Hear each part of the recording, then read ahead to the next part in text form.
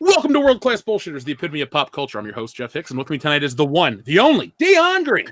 Baby, boys and girls, children of all ages, I'm here to announce my newly released award for passing $1 billion at the box office with my own movie. And if you're calling me a liar, God damn it, I'm not Brian Williams, or as Kendall will call him, Dan Rather. Honey Dick, the animated series. Now that would make $1 billion. That man chuckling in the background is the big rig.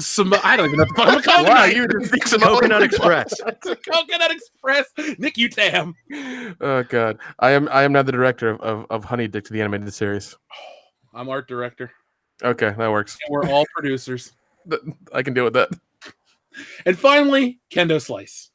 I specified the difference between Brian Williams and Dan Rather and how they were both making shit up. I got the joke. You are the fucking ignorant savages that didn't. Hey, well, at least you didn't say Brian Adams. Yeah. Summer of fuck him too. Yeah. Summer of get the fuck out of here. So, yeah, folks, we were having a big fight off air. Not really. We're all friends. It's bled over into the show. We're never going to be the same. No. That's it. Last episode. That's it. Reunion tour next week. Yeah.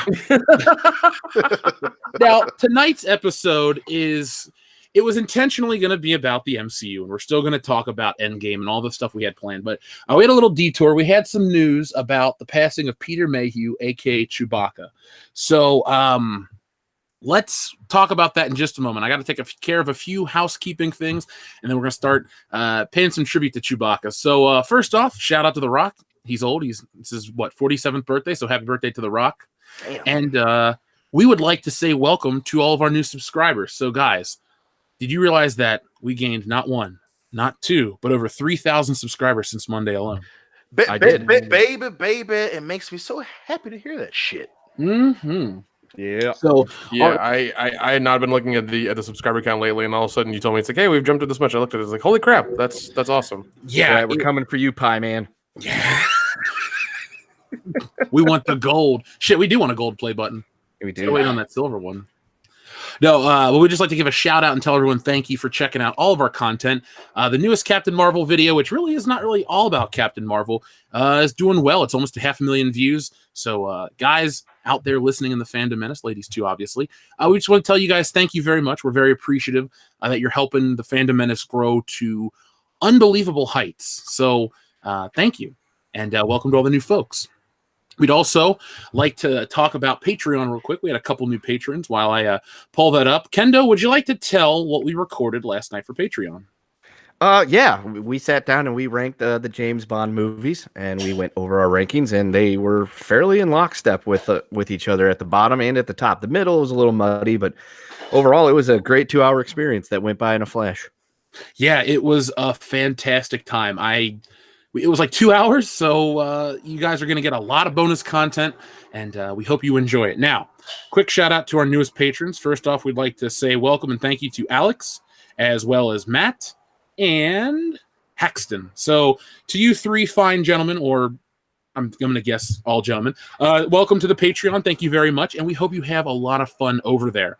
Kendo and I have been working on ideas for a lot of new stuff as well, so be prepared to get World Class Bullshitters content all the time. I mean, you're getting all kinds of stuff. The ass.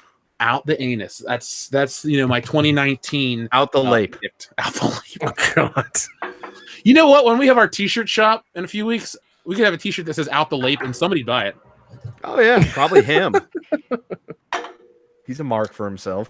He'd feel honored. So we need to get him an official Channel Dad Brian Lape shirt. Yeah. We need to get him like Channel Dad slippers, because you know how he always wears those other slippers? Yeah, his moccasins. Yeah. Do we need to get him a robe as well? I think we do. I think we need to get him his official Channel Dad, like, fucking hotel pack. He's got a robe, a dirty t-shirt, some pajama bottoms, some slippers, and a walker. and a chalice, just because, you know. Just because. Oh, and one of those like old style, like little cabbie hats. Okay, Lape, I hope you're listening. You're getting all this shit come Christmas. And large glasses, very large glasses, thick frames. So let's talk about, let's bring it down and let's talk about the passing of Peter Mayhew. Now, we just heard about this, 2 hours ago? Yeah, roughly. Yeah, and surprising was how I felt, or surprise was how I felt. I mean, obviously, Peter Mayhew was 74 going on 75. No one lives forever, but you really don't think about these things. And all of a sudden, we're talking about Star Wars and how bad this and that is, and then Peter Mayhew passes away. So we thought we'd take a few moments to pay some respects to the man. So, Dion, Kendo, Nick, any thoughts about Chewbacca as a character prior to the passing of Peter Mayhew? I mean, prior to it's fucking Chewbacca. It's hard to kind of verbalize how I feel right now. I mean, it's especially being a kid, Chewbacca epitomized, what your assumption of what a buddy cop or a buddy dynamic is. I mean, it was one of those stories, one of those situations where you didn't need to have someone explain to you that these guys are best friends. You didn't need to have someone explain to you the importance of friendship, whether it be in film or in real life. I mean, Chewbacca was literally the embodiment of, not sidekick, not helper, but best bud, best pal, partner in crime. And he was, I don't know anyone that disliked the character Chewbacca, mainly because of that reason. I mean, no one had, his loyalty was unquestioned. His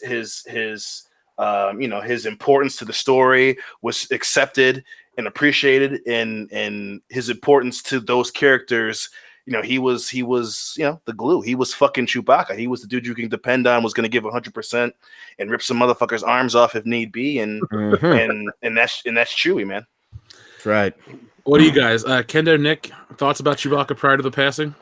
Yeah, man. I mean, he's part of the team. I mean, we all grew up with Han Solo and Chewbacca always. Yep. Always in the Falcon, always together, always, doing stuff whether good or bad, just always together. And one thing I do love about the dynamic and the way the movies were is just that Chewbacca, like Han Solo and Chewbacca yelling at each other, you could never understand them, but they understood each other, and I think that spoke volumes to their friendship and their bond as the buddy cop kind of dynamic. Yep. Chewbacca was my first favorite character in Star Wars. That's the character going into the movie. I was like, this guy's gonna be cool, and he was. And I like Chewbacca, and I'm thankful that he gave us hours of entertainment, and I'm grateful that he will not have to see the dagger get put into the franchise in December. Well, he was only in episode 7 of the Disney one. So Peter Mayhew retired officially after episode 7. I think some basketball player plays Chewbacca these days. Manute Bowl. Yeah, that guy, not in my house. That's the same guy, right? No, that's Dikembe Mutombo. Yeah, I was gonna say that Dikembe Mutombo. Sorry, I don't. Fuck it. That's who's playing Chewbacca now. Dikembe Mutombo. No, Ray. No, not today. Not in my galaxy. No, but in all seriousness, Chewbacca was always one of my favorite characters. Dion, how much I love Han Solo. Yep. And anytime I'd buy like a Han Solo figure or whatever, I'd always have to get the Chewbacca equivalent because, like you guys said, they were the ultimate duo. When Han Solo, that's why a lot of people really got pissed off in The Force Awakens when, Rey gets hugged by Leia and Chewbacca just lost Han and all this shit. It's like, that's his buddy. Han Solo ran off, left the Falcon, didn't leave Chewbacca type of thing. So I've always been a fan of the character. They're intertwined to me and they're fun. I mean, Chewbacca's always been one of my favorites. I got tons of Chewbacca shit. Hell, I got a furry Chewbacca t-shirt in the hallway. Oh, that's awesome. It's like, it's like you touch the fur, it's all like felt or whatever. So I might tweet out a picture of that later. But it's like I said, we didn't know the man. He lived a life. He did have one of my favorite quotes from any Star Wars actor, probably from any actor in general. I'm paraphrasing here because I don't have an exact quote, but he said something along the lines of, he loved Star Wars because it gave him everything he had. He could put on the mask and he was Chewbacca, and once he took it off, nobody recognized him, but he was always thankful for what it gave him. And I wish more actors had that attitude about roles. I'm not saying that everybody needs to kiss the fan's ass, but you look at somebody like a Harrison Ford who's just like, oh, Star Wars, whatever, fuck off. And Peter Mayhew may not had a career anywhere near that, but still, he knew, what brought him to prominence, and people, loved him. He did conventions. He was always, proud of Star Wars, much like Mark Hamill. So it's sad to hear that Chewbacca's passed away. We looked into his filmography a little bit, and he really didn't do much outside of Star Wars. What did we say, Kendo? Pretty much like one or two things? Yeah, pretty much. There was not a whole lot. He was an orderly in a hospital. So, and that's where George Lucas met him back in I guess it would have been 76 was when they started filming the movie. So that's pretty much how he got his big thing. He was in a Sinbad film called Sinbad and the Eye of the Tiger in 1977, and then Star Wars came out. And then he was in one other thing in 1978 called Terror. And then between 1980 and 2004, he really just played Chewbacca in film. And then, that's really his legacy, and he'll be missed. Now, like we said earlier, he's no longer playing Chewbacca; somebody else is. And I mean, some people say it's not the same. I'll go with that one. There's something about that Chewbacca that's slightly different. Yeah, that Chewbacca can dunk and block shots. Jeez, damn. No. Not in this galaxy. So, rest in peace, Chewie. We loved you. See you on the other side, dude. Yeah, go eat some porg.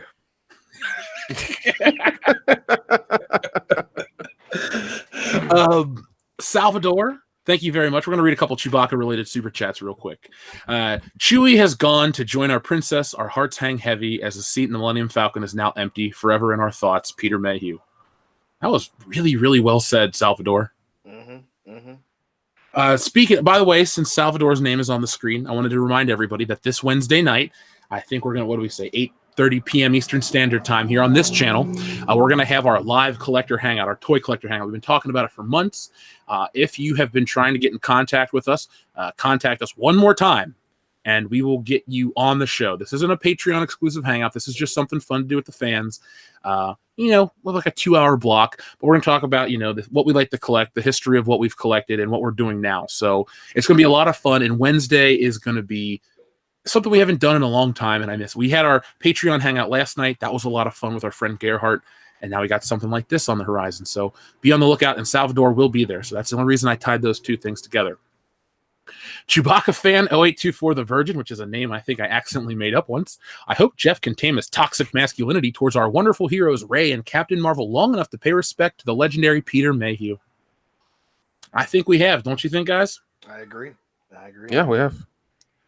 Colton Bach says, here, take free money from Google. Well, thank you, Colton Bach. We appreciate that. Thunder Robot says, Cap and Peggy scene in the Avengers has a new meaning. In terms of, I guess he means Age of Ultron when he goes back to her and it's the empty room or whatever. Yeah. We're going to get into all the Endgame stuff, guys, in just a few moments. We only have one other topic we want to cover before we get into the Endgame stuff, because it's been a long week. Like I said to Kendo privately, there isn't like an hour that goes by that I don't think about that movie. And I don't know if that's a good thing or a bad thing. You guys just have to wait a few more moments to hear. The Ghost Legend 001 says, sorry I couldn't catch the WCBS review for Endgame. Exams are really heating up right now. Anyway, it was a great ending to a decade-old franchise. Couldn't be more satisfied. Well, Ghost Legend 001, we wish you the best of luck on finals. We all went to college, guys. Any good final stories? No, because I always crammed and then forgot them out immediately afterwards, so... I had a final paper that was due that I knew about for 3 months, and I waited to the last minute to do it. And so I drank 6 rock stars and watched the entire trilogy and prequel trilogy, pulling an all-nighter to get it all done by 8 in the morning. Dion, damn. Oh, shit. I mean, yeah, I don't have anything crazy. I know when I my junior year, first year having an apartment, I know I did my finals and then went back to the apartment and got shit-faced. So, I mean, nothing. I was with you. Yeah. So, I mean, you and I just got shit-faced and did our celebration of booze and episodes of Hercules' Legendary Journeys. I think that time, I think we watched the TV movies first, and then we started watching the show. That was one of the best days of our friendship. Yes. I can't stress that enough, folks. Yeah, and then we kept making the Minotaur joke. We're gonna watch it when I come visit. Damn right we are. I remember at Michigan State, I had a lot of fun during finals weeks because I usually get my finals done early and then I'd stay to hang out with either a girlfriend or with you guys or something. But when I went to UC, man, I got my finals done, all the papers done weeks in advance, and then I just didn't do shit for the last 2 weeks of school. Right. But Ghost Legend 001, best of luck, man. Not to sound preachy, but school is important. And once it's over, you'll be thankful that you didn't slack off. Yes. Admiral Tiberius says, hello, gentlemen. Jeff, Duke of the Muff, Dion, Brooklyn Supreme Green, Warlock of the Wicker People, Kendo, and Big Rig Pineapple Express, Nick. Coconut Express. Hey, pineapple too, man. This is not Spain. I need to get hats and shirts made of this. It's happening. Yeah, if somebody wants to draw up the logos or whatever, I will gladly wear them. I do not care. Just use that coconut Batman gif I sent you the one time. Oh God. Star Wars for life. Dr. Coffinail says the shower scene in Solo is what killed him. Him being. Oh my God. I mean, that'll do it. Well, thankfully that wasn't Peter Mayhew in that scene. Thank God. Star Wars for life. Jeremy's Instagram fan pg.jgg for life. Thank you very much. Hi guys, I really enjoy your shows in the morning. I also enjoy you, Jeff, when you're on the High Council. I posted some of your pictures during Celebration. You guys are great. Well, Star Wars for life. Thank you very much. You are one of the people in the Fandom Menace that really help us grow and keep things in check, because we're having fun on the show, but there's a lot of stuff that goes on behind the scenes, and it's gotten to a point where in the beginning I could write the show and boom, and that was it. But now we're this channel, we've got this this movement going on, and we need everybody involved. So thank you very much, Star Wars for life. Grant says, have you gotten a chance to watch the Charisma on Command video? Who is the worst character, Captain Marvel or Rey? Sonic movie needs Uganda Knuckles. Grant, that is on my list of things to watch. I've been getting ready. My grandma turned 95 2 days ago, and we have a big party planned for this weekend. So I've been doing all that shit. So I haven't watched much YouTube outside of my recommendation for the week, a show called Daddy and the Big Boy. We'll talk about that never on this channel. I can't get into it. I swear to God, I will talk about it for 2 fucking hours of how ridiculous this show is. I love it. I've actually considered trying to find the people that made it to get them to come on our show, because it's so bizarre. Never mind. I'm not going to get into it. Okay. The only thing I can say is that for being on the Mondo channel, they have shit views. So maybe we can help them get, past 40,000 views on these shows. Check out Daddy and the Big Boy, folks. But Grant, I promise you, I will watch. I do watch Charisma on Command already. I'm a fan of that channel. I will check out the Captain Marvel versus Rey thing, and we'll talk about it. And Sonic, that's our next topic. So let me get through these next 3 super chats, and we're on our way. Billy Ritchie says, a buddy of mine spoiled Endgame for me. Should I forgive him or block him for a week? Nick, you're the coldest bastard here. What do you think? Oh, block him for a week, man. No communication for a whole week. All right. No text messages, no smoke signals, no faxes, no nothing. All right, nothing. Kendo, Dion, what do you suggest? Break his hands. Give him a bunch of shit, so much so that it annoys me. He's like, dude, it's just a movie. I'm talking posted shit on his wall, dumb shit. Send him those old Facebook quizzes to see what kind of bitch from Clueless you are. Straight up, go after him. Show him what psychological warfare truly is. Oh God! If you do break his hand, I think that's immediate. You're even now, and you can kind of go back to being friends. I say you should go outside of his house and scream endgame plot points at him while he tries to sleep. He spoiled the movie. Spoil his night of sleep. Or throw a brick through his window. No. Don't do anything stupid. Just annoy him because he annoyed you. Or what I would do is I would just say, fuck you, dude. And then I would just ignore, whatever. I would just go on. Banana in his tailpipe. I can't. No, not right now. No Beverly Hills Cop talk. Because dude, it turns 35 this year. We'll go on for fucking hours again. Harwinder Singh sent in 2 $1 super chats. So thank you very much. Klaus Stork says, I met Peter at Comic Palooza 3 years ago. Great man. Now Carrie is singing him through to the other side, like in the holiday special. Sorry, my shitty neighborhood is, noisy. So let me reread that. I met Peter at Comic Palooza 3 years ago. Great man. Now Carrie is singing him through to the other side, like in the holiday special. God, that is terrible, the holiday special. Yeah, it's pretty bad. Or he's riding on her because she's a space witch. Carrying her to the other side. She can do that, I've seen it in that documentary. Also, what beyond the curve? Yes. Did anybody else just do the arm signal? I did. That's messed up. I was watching this Joe Rogan clip today with Dave Foley, and they were talking about extraterrestrials. I'm like, okay, I can see where you're coming from, talking about Occam's razor. And then he's like, yeah, but I'm a flat earther. And I went, I'm done. And I turned off the video. I went to one with Neil deGrasse Tyson. Dude, I can't. No. Yeah, sorry. Oh, jeez. Our never-ending battle behind the scenes against the flat earth movement. Yeah, well, we are a bunch of rounders. The thing that Vince Vaughn? Yes. All right, I call John Favreau. But he was in that movie, right? Sure. I'll be Edward Norton. Oh, okay. Thunder Robot says, I mean the scene with Cap and Cap and old Peggy in her bed in terms of the Endgame scene. Well, remember that scene is still sad, but that'll still be played. I think Cap is stuck on a time loop, right? Yes. So we're going to get into all that stuff in a moment. Dean, Darth Tico, we're going to read your super chats in just a moment. Real quick, we got a new patron as we were on the air, so let's give him a shout out too, so we don't forget our friend Mikey. Mikey, thank you very much for joining at that level. You got a lot of content to watch, man. So thank you very much. Mm-hmm. So let's talk about something ridiculous. Oh fuck! You know what it is, Dion. Put it like this. What we're about to talk about, folks, is so bad that Dion's sister is hiding it from her child so she doesn't have to experience it. What? Yes. So, oh my God. Quick behind the scenes look at our lives. Dion has a sister and her kid's obsessed with Sonic the Hedgehog, like ungodly obsessed. Like when I would go visit, he would ask me specific questions about Sonic because we're older than him and he wants to know more. And I don't have the heart to tell him it to his face, but Sonic has always sucked. Yeah. Sonic was for the kids that couldn't play Mario because they either didn't have a Nintendo or they couldn't figure out how to do more shit. But, at a certain age, Sonic is acceptable. When you're like 10, 12, Sonic, you're just like, no, he's not the fastest thing alive. I don't care anymore.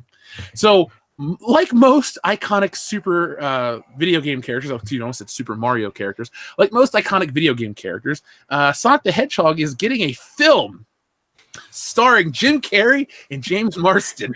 Oh, God. Oh, boy. I'm having trouble actually talking about this movie right now because I pulled up the trailer. So bad. Oh, shit. Right? It's so bad. I've watched it several times just to make sure that it's real. I just want to make sure that it's a thing that's actually happening, because what the fuck? So let me actually give you guys the screenshot for all you out there watching. Sherry, there we go. So Sonic the Hedgehog has 20 million views as of April 30th, with 274 thumbs up to 274,719 up, 458, 856 down. And I did give this a down because I watched this trailer. Not only does Sonic look like an unholy abomination, they underscore this entire stupid trailer to Gangster's Paradise. Yeah, I remember that. I was like, why are you doing it to this song? Why? You're ruining the legacy of Coolio. Yeah, well, I mean, I don't think he had much of a legacy. Hey, you shut up. Gangsta's Paradise is a fucking fantastic song. Don't get mad at him because his hair started falling out and he kept that same weird-ass hairdo. Look, last year, I was on that Coolio kick. Remember when I all of a sudden was like, hey, man, Coolio was all right. And I listened to those 3 songs and then just got over it real quick. As did everyone else. Yeah. I will stand by Gangster's Paradise as an awesome song. Like, seriously, I really, really like that song. It does not. When I think of Gangster's Paradise, I think of Michelle Pfeiffer or Coolio's hair or Weird Al Yankovic, but not Sonic the Hedgehog. No. There's just an innate disconnect between Sonic the Hedgehog and Gangster's Paradise. It's like, I get that Sonic is from the 90s and you want to pick a 90s song, but like a rap song? Unless it was super cheap with, the license? Yeah, with Sonic and then picking that song, it seems like they're targeting us. It's like, we don't care. Yeah. We really don't. Like, there hasn't been anything Sonic the Hedgehog related in a while, I don't think. I mean, yeah, Sonic Mania was decent. I got that on the Switch. It was like a remake of the old ones. Right. But then again, it's a remake of the old ones. Now, Dion, yes. Would you like to tell the audience where Sonic the Hedgehog touched you, aka Sonic 2006? Listen, so at the time, this girl that I was dating, it didn't really turn into much. But anyway, so the girl I was dating bought me a PlayStation 3. and I fucked around and got her pregnant, got married, whatever. The point is, she bought me a PS3. And I was so excited. Obviously I wanted a PS3. I'm a PlayStation kid. I absolutely was super fucking pumped. So I was like, I gotta go buy some games. So I immediately run to Best Buy and I buy 3 games. I buy Army of Two, Haze, and motherfucking Sonic 06. And so I take Sonic 06 back because hey, I know my girlfriend at the time is a Sonic fan. She's gonna play it. I'm probably not gonna play it. And slowly and surely I played the other 2 games. Good times are had. And then finally, fucking the girl that I'm with who bought me said PS3 fucking starts playing Sonic 06. And it's fucking, and at first I didn't know it was that bad. I just thought she was playing a bunch. I just kind of didn't pay attention. Maybe she likes the game. Lo and behold, she's losing her shit she's just screaming and hollering and fucking yelling. She hates this goddamn game. I'm like, well, what's wrong with it? I look at it. This game is broken. 100% broken. She somehow ended up getting to the last level. I don't know how she did it. Broken games, broken dreams, what the fuck ever. But she's losing her shit. Characters are just saying the same shit over and over again. Sonic is starting to make out with a white girl. I don't know what the hell's going on with that game. And she's just in a shitty mood every time she turns that game on. It was a long, dark road. And eventually she just said, fuck it, I'm done. Threw it in a bin, and that's where the fucking thing stayed until this day. I tried playing it once at your house. And that was it. I got I guess there was a tutorial. It's a terrible game. Yes. So to jump off what you said, Nick, there hasn't really been any, in my opinion, there's never really been anything good from Sonic the Hedgehog. Yeah. I'm sorry, I'm a Mario kid. I have no shame in ripping on Sonic all day, all night. I don't care if it hurts somebody's feelings. The only person I won't make fun of it to is Devin, because I don't want to hurt a little kid's feelings. Other than that, if you're a grown man or woman and you're going to tell me how much you love Sonic and it bothers you that I make fun of him, I don't know. Leave your basement. Get over it. I'm not sorry. Sonic the Hedgehog. He's voiced by Steve Urkel. He eats chili dogs. And I read the history of the fucking character in this book called Console Wars. And it's the most lame concoction to try and attempt to take down Nintendo. And it kind of worked, but not really. Because Sonic the Hedgehog was looking a big icon in about, 91 to say 95? Yeah. But once you got through the Sega Genesis era and you had CD, 32X, all that extra crap, Sonic and the Sega brand just shit the bed. So when we get to 2002, Sonic starts showing up on the GameCube, and he becomes, a second-tier Nintendo character almost. I know he's still owned by Sega, and he's in Smash Brothers, isn't all this shit. And it's just a series of bad, embarrassing games, and I can't think of another video game character outside of Duke Nukem that has a shittier legacy based on, so many video game appearances. Can you? No. It's bad. No. It's fucking No. It's bad. I like Sonic, but god damn it, that dude is a fucking beacon of apocalypse, man. It's fucking ridiculous. Yeah, when they announced the movie, I was just like, okay, that's gonna be a cartoon or whatever. It's fine. And then they're like, oh, live action. Oh, right. And then started seeing little teasers here and there, and I was like, no, don't do it. Don't do it. And they did it, and it's it's awful. And what is with James Marsden always ending up in these shitty goddamn movies? What the fuck, dude? He sucked the wrong dick, okay? Look it. He's either in a Taco Bell commercial that you don't realize is a commercial for nacho fries, or he's in Sonic the Hedgehog. I don't think he has too many options anymore. X-Men is over. Yeah, God, that's man. true. Because he was in the Yogi Bear movie too, wasn't he? Oh my god! Wait, there was a Yogi Bear movie? Sadly, yes, there was. Was it Dan Aykroyd in something like that? Shit. He's in a lot of shit like that. Dan Aykroyd just clearly doesn't give a shit. Oh god, he was also in Hop. That's what it was too. What the fuck, James? Dude, the Yogi Bear movie stars Dan Aykroyd and Justin Timberlake. Oh my god! Oof. Ooh. Fucking oof. What are you doing? Oh my god, TJ Miller? TJ, well, poor TJ. No one else is not really really. famous in this movie. Yeah, wow. Was this movie a success? Let's see what the box office was. I'm gonna bet no. You're gonna guess no? What are you guys was, gonna guess? That was for what one Everybody? you just said? What movie? Yogi Bear. Fuck. No. Bombed because I haven't even heard of it. Well, would you like to hear that it was actually a success? Oh man. By how much? Wow. Budget of $80 million. Oh God. Box office 201.6 million. Damn. Shit. Ooh. Ooh. Yeah, it was a success. Holy crap. And Ghostbusters 2016 was a failure. That should tell you something. Yeah. Dan Aykroyd rules. Also on his IMDb, Taco Bell Nacho Fries Revival is like listed here as like a video short. To be fair, we're on IMDb with this show now, so I mean anything. That's true, but I'm just saying, like, somebody took the time to put that on his IMDb. I love that. I love that commercial. Like seriously, every time I go to the movie and that plays, I'm going like, "Cool, man! Nacho fries, sweet." I'm not gonna eat them. But we're talking about Sonic. Did you hear that they're actually going to change the design? Yeah, I heard about that. Hilarious. Fucking So hilarious. They realized they fucked up. well, the budget, according to I guess Wikipedia, whatever I'm looking at on Google right now, is 90 million. So it's going to be another 20 million to change the design or something. I don't know. Yeah, for the whole film. I mean, yeah, that isn't cheap, and especially, and I guess it's good on them that they didn't put an actual date that it's going to be released. They just said this year. No, it says November. Is it November November 8th, November 8th, 2019. Oof. Good luck trying to get that shit done in 4 months. Remember, it's the power of computers, man. They could probably do I'd like to think that they've already started the redesign. Like they already like, shit, nobody likes this. Let's start right away. And they'll probably take those fan edits and use one of those. Dude, I mean, props to them for stepping up and trying their best to make it a crowd pleaser. Hey, I give them credit for that. But listen, this is like for me, this movie is like bring a flask to a theater and get fucking white girl wasted and watch this movie. That's the messed up part. I actually want to see this really bad. Yeah, me too. Like I want to get messed up and watch this movie.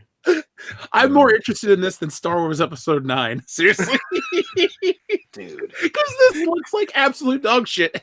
Well, I mean, Star Wars does too, but for different reasons. Yeah, I was going to say, this is a fun train wreck. Yeah, this is, I don't know. I want to say your next year. Here's the weird part, though. Detective Pikachu comes out. I'm genuinely interested in that movie. Yeah, that one I actually will go see. God, that one looks hilarious as well. Especially when you see Pikachu and then Ryan Reynolds' voice comes out of it. I'm just like, I can't. Oh God.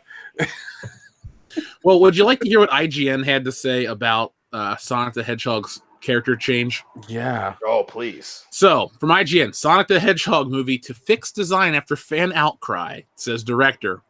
Gotta go fast, back into the editing bay in the case of Sonic the Hedgehog. In a surprise move, director Jeff Fowler took to Twitter to respond to fan criticism of the new Sonic the Hedgehog movie design, which came fast and hard after the new trailer was released earlier this week. IGN has reached out to Paramount for comment. Wow, sorry. God, this street is terrible. Anyway, this is the tweet. He says, "Thank you for the support and the criticism. The message is loud and clear. You aren't happy with the design and you want it changed. It's going to happen. Everyone at Paramount and Sega are fully committed to making this character the best he can be. Hashtag Sonic movie. Hashtag gotta fix it fast." Another hashtag should be fix it in post. Hashtag bomb. Hashtag burn it with fire. That's my. You know what? Just because of how bad it looks, people are gonna go see it because it's gonna be hilarious and it's gonna make money because of that. I hope that they fix like people are talking about the teeth. Like he's got those human teeth, which is awkward. The face, he's too tall. Mm-hmm. It just looks like bad cosplay somehow. Or it's like really odd fetish stuff that people like. Oh God! He looks like his dad was human and his mom was just a slut of an echidna, and there's just this mungled face. He's like, a hedgehog, bro. His dad was Ron Jeremy, and his mom was a literal hedgehog. Ron Jeremy's a hedgehog too. So, oh my God. Well, I wonder if somebody will make that cut. Like instead of Sonic, they'll have Ron Jeremy in the. I would pay $30 to watch a movie where Ron Jeremy played Sonic the Hedgehog. Yeah, that's dude. Sound effects and everything. Oh my God. He was my choice to be Sonic the Hedgehog when they announced it. I'm like, you got it. If you're gonna make a Sonic the Hedgehog, you got to get the Hedgehog and cast Ron Jeremy. He loses 200 pounds and gets in the best shape of his life to play the role. Oh, he's like a serious actor. Oh, jeez. That'd be great. You know what Ron Jeremy should do is he should go and redub this trailer with his own voice. Oh my God, Oof. yes. That would be hilarious. I mean, his voice isn't that iconic.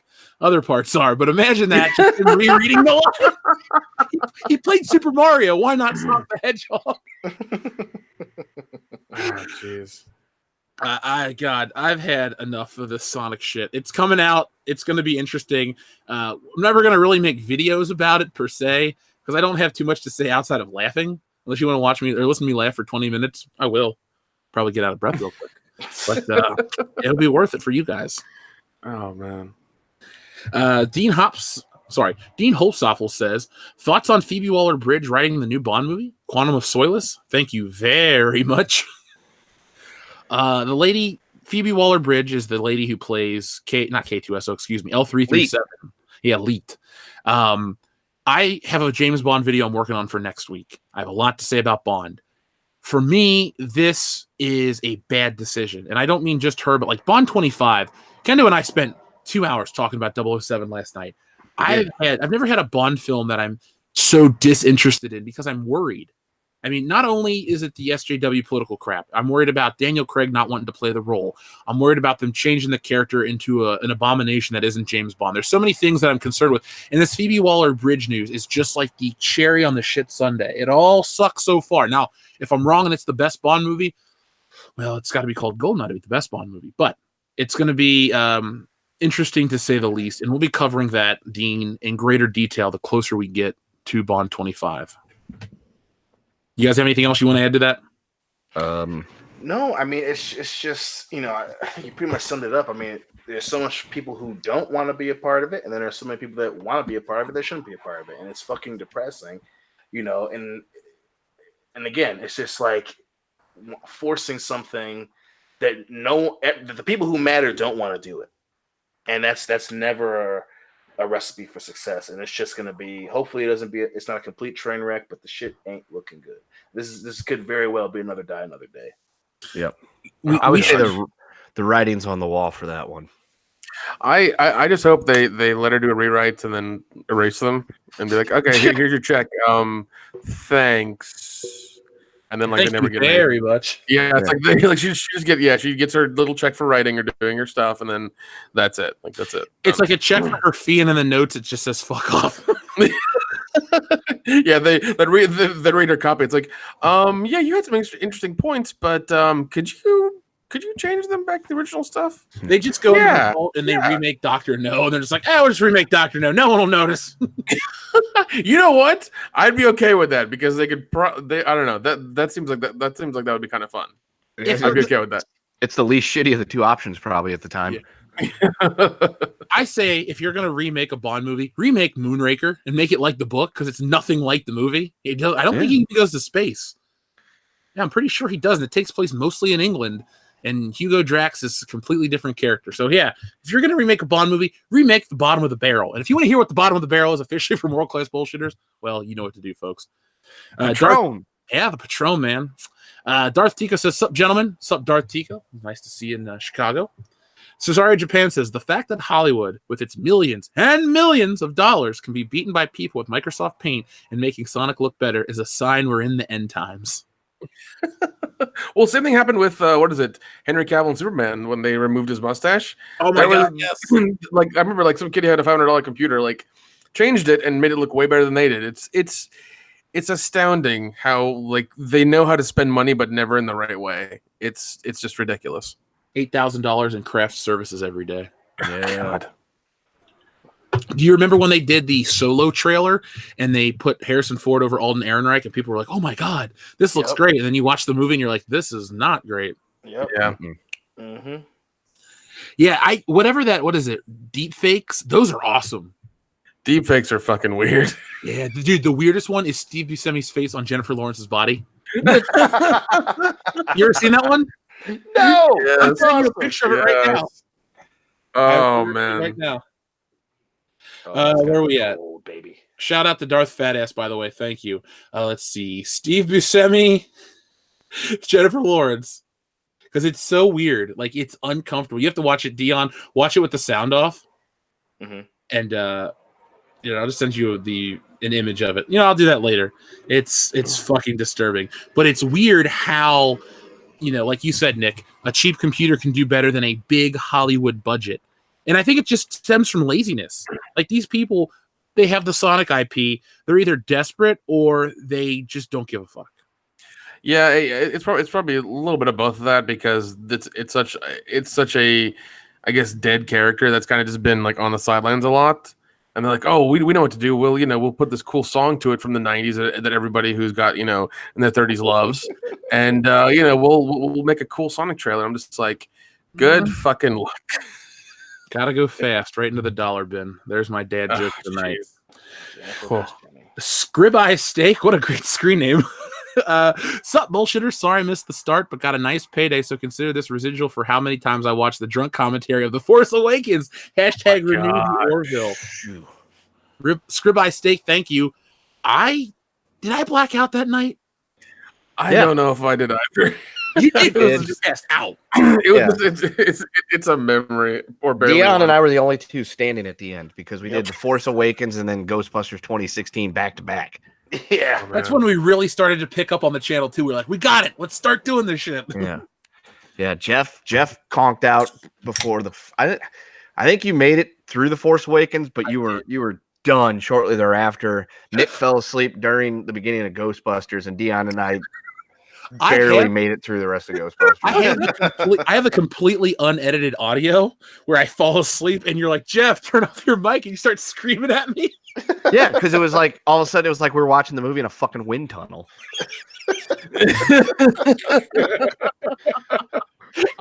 And then the best part is I have it's like 7 minutes of Nick snoring on and he's like, are we done? It's about 30 seconds and you hear the Skype call end. Oh shit. Oh gosh. Now, folks, if you want to go back and listen to that drunk commentary, I actually left part of Nick sleeping and waking up at the end of it, so you got to listen to the entire thing. Because I woke up the next morning really fucked up, and I listened to it, and I was like, what is this? Oh, it's one of our finer moments. Thank you, Scrib-Eye Steak, for still listening to it. Oh, man. Oh, God. Billy Ritchie says, Sonic's mom was Lena Dunham. Oh. Could we... It would be Gotta Go Fat. Or Gotta Go Fat for Dion. Yeah. Gotta go to the cake. Ooh, the cake is a lie. Crosby de Jure says, no, non-Sonic fan. This trailer is embarrassing and looks stupid. Sonic fan. What a nice and normal Tuesday. This is tame compared to some other stuff. Believe me, Crosby de Jure, I know about that weird stuff because I still have a DeviantArt account. There's nothing even weird on it, but you would see stuff on there, like in the recommended stuff, because you put like video games or whatever, and you'd see, Sonic and Tails dressed as Jack and Rose from Titanic, but naked. Just weird shit like that. So, Jesus Christ. What we should do for Patreon is we should sit down one night together and we should take a deep dive into the perverse world of Sonic the Hedgehog. Okay. Oh, God, I don't know if that's a good thing. I don't know. It'll be interesting for sure. I was gonna say, can we just at least palate cleanse in between there with some Ugandan knuckles? Yeah, he's part of it. Do you know the way? Infamous Kit Kat says Sonic looks like Richard Simmons put on a blue furry outfit, a pair of red Nikes, and went Super Saiyan 3. Can't wait to see what the new design looks like. Oh, God. Yeah, I'm genuinely interested. I bet you looks dead on the video game that style. It's probably gonna look worse. I'm guessing it's gonna look. Dude, it's just the development. Oh God, it's one of those things where like people are yelling and it's like, oh, change it, and they're like, oh yeah, we'll change it, and it becomes worse, and they're like, oh, change back it back. to the first one, it's fine. and they're gonna put out the fucking Blu-ray where they have two versions that you can choose from. Oh God, that'd be nice if they actually and less fucked up. Yeah. Here we go. This is what Sonic the Hedgehog is gonna look like in the new movie. Ready, guys? Yeah. Oh God. Wait, no, that's a video clip. I can't show that. Let's see. View image. There we go. Wait, nope, can't do that. Shit. Hold on. Give me a second. It's going to be worth it. It's going to be worth it. Don't honey dick me. I'm not. Dude, I never honey dick my friends. Intentionally. Here we go. Here's the new Sonic design. Nick, are you cool with this one instead? Yeah, I'm okay with that. I'm entirely right with that. That works for me. Gotta go I'm fast. okay with I'm okay with that.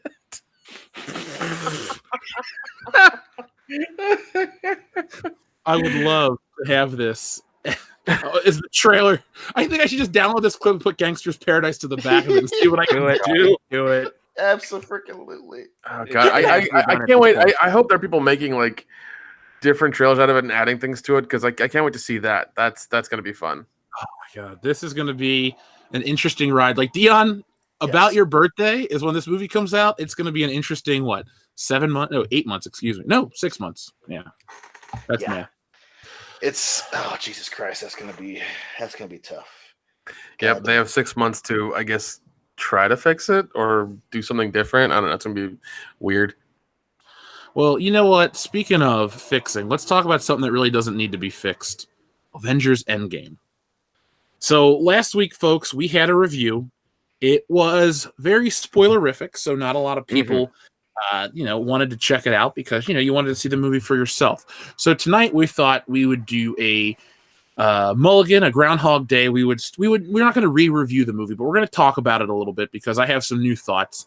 And then we're going to give you guys, we want to hear what you had to say too, because remember, when we saw it, it only had been out for about 5 hours in America. So very few people had the opportunity to watch the film. So this is the first time we've gone live officially on the channel post Endgame. So I'm dying to know what people think because there's a lot of differing opinions on our Facebook group. I'm not hearing the constant praise like I was hearing from the media. Am I saying this film was bought and paid for? No, not this time. This was a lot of natural reactions. But I also think a lot of emotion trumped certain elements of the story where people just kind of, nicely overlooked. I won't say plot holes per se, but a few things that needed some explaining. So, guys, we'll start it again. Dion, since you weren't here for the beginning of last week's show, what did you like Endgame on a scale of 1 to 10? What'd you give it? I gave it a solid 9. After initially watching it, and I'm gonna stick with that. They're definitely, the parts, my issues that kept it from being a perfect movie still stand. I think that, and then obviously the whole, a lot of the stereotypical plot devices that Marvel used to push the story along, again, were some reasons why it wasn't a perfect movie. But I'm sticking with the same good shit that made it a solid 9, if barely a 9. Because the way the story progressed, a lot of the character development I thought was still very, very good. And again, I think that hey, there definitely was some rose-colored shit going on with Endgame. I still think that Infinity War is better, but I think I'm going to stick with my score on this one. Nick, you gave it a perfect 10 out of 10. Are you sticking with that? You feel any differently? Yeah, man. No, I'm sticking with it. I talked about it. I had a long car ride last weekend, talking about it with my friend Scotty, and I still feel the same way. I loved it. I'm fine with it. It's a 10 out of 10. It was a great time. I'm actually going to go watch it again probably Sunday. And yeah, enjoy it again. So, Kendo. Throughout the week of discussing it with people at work and things like that and mulling it over a little bit, I gave it a 9 initially. I kind of dinged it down a little bit to an 8.5, but it's still really good. Yeah, like I had told you guys off air, I've thought about this movie honestly about every hour I think about it, and it's mostly good. I'm not mad. I'm going to keep my rating. I said 8. I thought I know I loved 80% of the movie, and there was 20% I didn't like. And for those out there who aren't friends of the channel but want to listen anyway to start some shit, none of my complaints really stem from Captain Marvel. She's so inconsequential to the film, and we've known it all along, the way it was marketed. But they got us. They got us in the end because we thought it was going to be more, but she wasn't in certain promotional things, and we should have saw it coming, but we didn't. But we got a good outcome. Do I think there are 2 cuts of the movie? I do. Because in that 20% that I have complaints with this film, I think there are some structural issues. I feel like it suffers from Return of the Jedi syndrome where, we had been building up and then they just we got to end this in the next 20 minutes. So shit happens. And that final battle does not sit well with me at all. I don't dislike it or hate it, but I don't feel like it has the same impact. Like I've watched Infinity War twice since I've seen Endgame. And both times, that battle, the tension, everything Like even the happy resolution of the first Avengers has a little more tension. I don't feel like the characters really were in danger. It just didn't make for the greatest of stories. But I mean, I'm still not going to dump on the movie. But we're going to talk about where we ranked it. So out of the Avengers, guys, where do you rank it of the first four the only four Avengers films? Where would you put it? I'd say second. Oh no. I'll put it third. I put it third out of the four. I'd put it second. Third. Second to what? Oh, second to the first Avengers movie. Excellent choice. Yeah, because like that's the first one. You know, you got to give props where they're due. I mean, we all thought they wouldn't do it with that one, and they pulled it off. And it was an iconic, crazy moment for everything. So I got to give credit where credit's due. I would put it third out of the fourth. I like this film way more than I liked Age of Ultron, but I did also go back and rewatch Age of Ultron, and I kind of like that movie more than I used to. It's the only Avengers movie where we get kind of them all at their peak. Cap, Iron Man, they get along, Hulk's involved, Thor's there. I'm not saying that makes it a great movie. Believe me, it's not. Like I said, I think it's the fourth of all four Avengers films. But I would put Endgame at number 3. Infinity War is, one of my favorite Marvel movies ever. Or is my favorite MCU flick.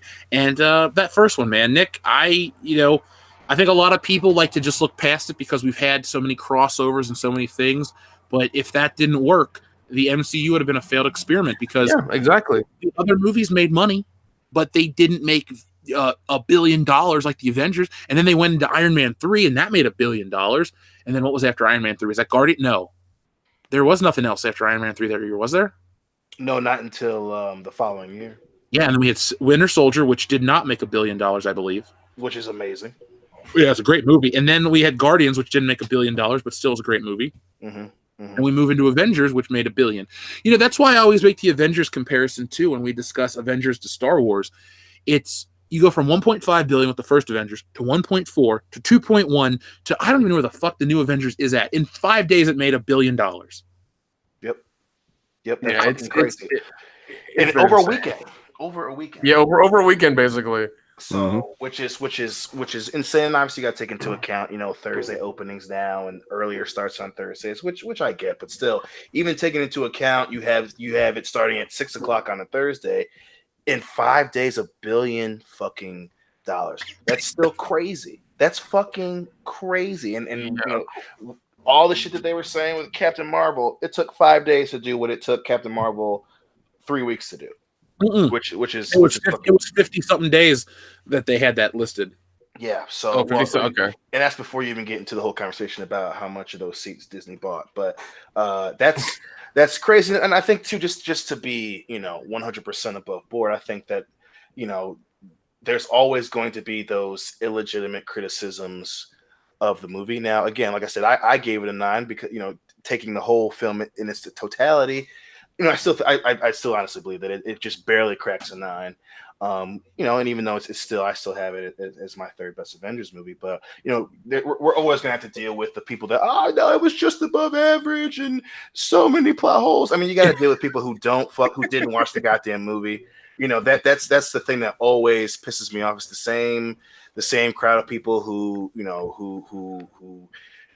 shat on the first Avengers movie and all the plot holes, not realizing that it's part of a goddamn franchise. And you're always going to get those criticisms, especially when this is the first franchise of its kind that's consistent with the same actors all the way through, and it's rolling out billions of fucking dollars. So that shit, you're gonna hear me say it over and over again. Especially people that it's 6 or 7 out of 10. It's like, shut the fuck up. I mean, if especially people that you see it all the time. Well, the thing I hated was that Captain America shouldn't be able to raise Thor's hammer because they clearly that's an example of people not watching other movies where they specifically fucking show him moving it in Age of Ultron. That's just a small example of people who don't watch the film. So everyone out there, I'm calling you out right the fuck now.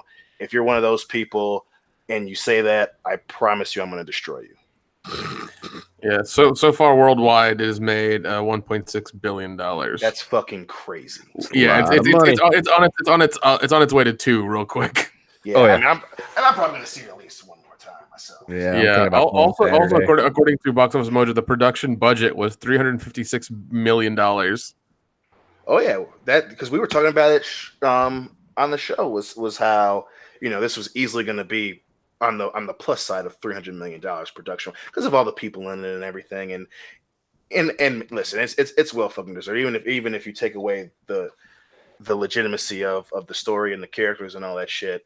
It's well deserved. I mean, that just goes to show you guys when you put love into a fucking film and get rid of all the bullshit surrounding it in the ethos, you can make $1 billion in 5 fucking days.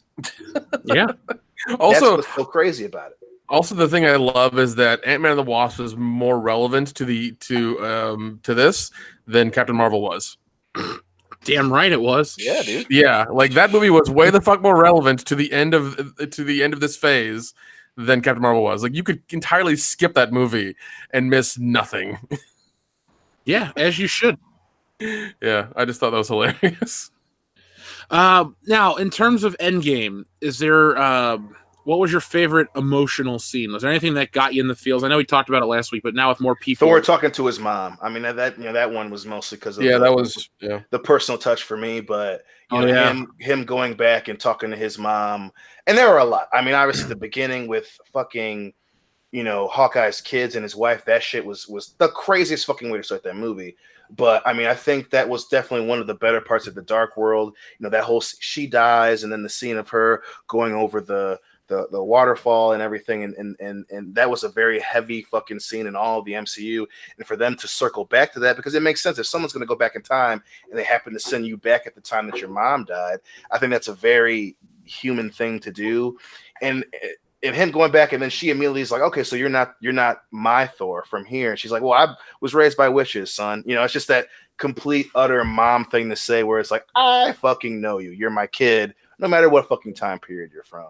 And I thought that was an example of this film speaking to, even though he's not human, the human aspect of all these characters. And it was fucking one of fucking 6, 7, 8 goddamn heavy ass scenes. That was the gut puncher for me. The one that got me was the end with Stark's first reactor from the first movie. Like when they brought it, when it got brought all the way back to all the way back to the beginning, I was like, God damn it, you did it, you fucking did it. And then there's that nice slow camera move throughout like everybody. I was like, man, they're all here, and it's amazing.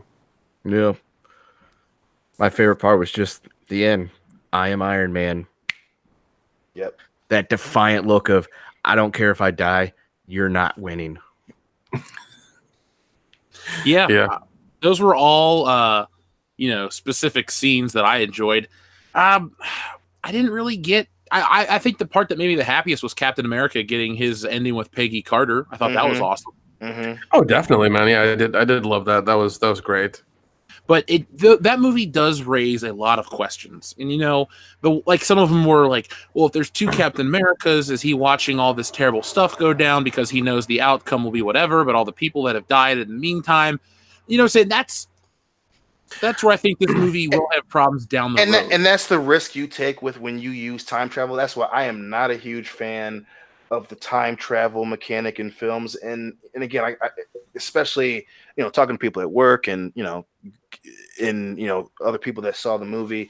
That's a very Marvel fucking thing to do. They do the time travel thing in the comic books so many times, and I was really hoping they wouldn't do that. And then we talked about this on our review, where I'm one of the things I did not like was that them going back and getting 2014 Thanos. I think that to miss that opportunity to have the 2018's Thanos, him grow as that character, all the things that he did go through, getting the gauntlet, he finally gets the gauntlet, the shit he had to do to complete the gauntlet.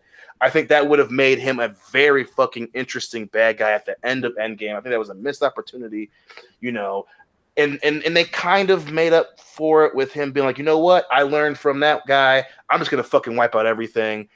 That it didn't salvage it, but it at least added to the stakes a bit, even if it did kind of, was a last minute, fuck, this is how we're going to end it. But yeah, they should have used 2018 Thanos. That's the thing that kind of pisses me off is I would have liked to see burned, scarred, arm fucked up Thanos, You find out he lied about destroying the gauntlet. I think that would have been really, really fucking cool. Yeah, I that is probably my biggest complaint with this movie is he went from being excuse me, he went from being like the star of the movie in Infinity War to an afterthought in the next one. And again, it speaks volumes to the Return of the Jedi comparison because we have the Emperor introduced and Vader, is a lot weaker as a character because Luke has to beat him to have his journey complete. So there's just certain elements to Vader that they kind of get rid of. They, that killer instinct that Vader had in The Empire Strikes Back, that cunning was kind of wiped out because he became subservient to the Emperor, but he also lost so much. I mean, had Moff Jerjerrod been on the second that Star Destroyer, the Executor in The Empire Strikes Back, he would probably got choked for shit he said to Darth Vader. They just, like I said, I think they softened him. I think with, excuse me, for Star Wars, they softened it for commercial reasons. Yes. To sell you more toys. And for Marvel, I think they softened it and expedited a lot of the process, not to sell you more toys because the toys are garbage for this movie, as the toy guy. Hasbro dropped the ball. It's either the wrong color quantum suits with inaccurate shit. You can't get Captain America, Fat Thor, any of this shit from the toy line. Oh, it's coming out eventually. They didn't want to spoil it. I want Lebowski Thor. Okay, I would buy that. Yeah, I would totally buy Lebowski Thor. Dude, I would buy Dude Lebowski Thor playset where it's him in his hut with Korg and Meep. Oh yeah, I would buy that playset and I would put it together and I would have it sitting on my entertainment center by my TV because that's a scene in the movie I would love to revisit. Oh man, multiple times.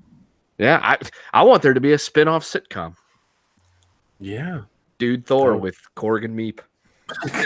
It'd be like Bray Wyatt's Firefly House or whatever it's called, except for not creepy and stupid. Have you watched any of those videos?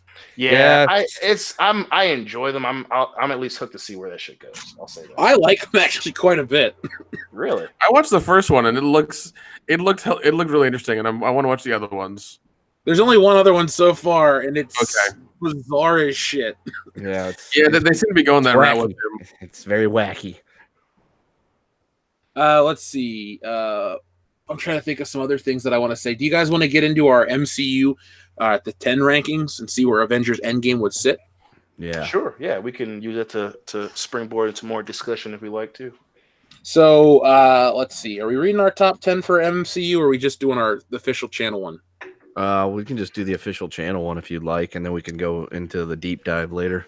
All right. So, Kendo, you got the master list. Power rankings. Tell us what the power rankings are. The WCBS MCU power rankings. Top 10. Go. Top 10 power rankings. For us, number 10 in the MCU is Captain America, the First Avenger. And really? Well, here's why. Jeff gave it. You ranked it 12th. I ranked it 12th. Dion ranked it 17th, but Nick ranked it 5th. So, okay. Based on the way we rank it, for anybody that's new to the channel, wasn't here last year when we did this. The way we did it was we rank them all, and then whatever place they get, that number gets added up to their total score divided by the four of us, gives it an average, and then we slot it around based on its average score. And so Nick's love of the First Avenger, Captain America, is what brought that into the top 10. So that's completely on him. You're welcome. Star-Spangled Samoan with a plan. That's right. Can I get a shield with a pineapple on it? Can that happen? We can make that happen. I think we can make that happen. Just get the official colors of Samoa. Just make it purple. There you go. All right, number nine is the Guardians of the Galaxy. Jeff gave it a 10. Dion and Nick gave it a 9. I put it 8th, so it ends in 9th place.